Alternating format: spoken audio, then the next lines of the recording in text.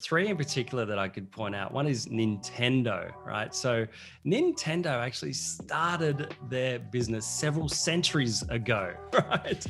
They produced everything from playing cards, vacuum cleaners, instant rice, a taxi company, even a short stay hotel chain. And it wasn't until 1966 that they started producing electronic games and consoles. So that's a big pivot.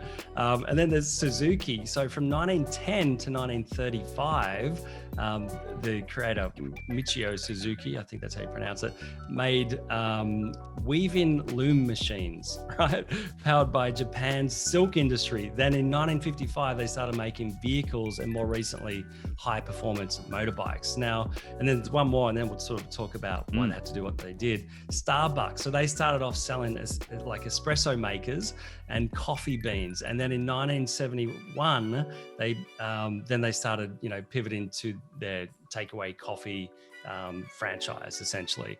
And so the point is, like, these businesses, one, you have to pivot. If you're going to stay in business for a long time, you just have to pivot. It's just the way it is, right? If you don't pivot, you guarantee you're going to fail. So really, they've pivoted, and the reason they pivoted might have been because of a pandemic, but it may have been because the market shifted. It might have been that technology advanced, things like that. So there's going to be a bunch of reasons, not just a pandemic, that you have to be prepared to pivot. And those guys are just three classic examples of some extreme pivoting.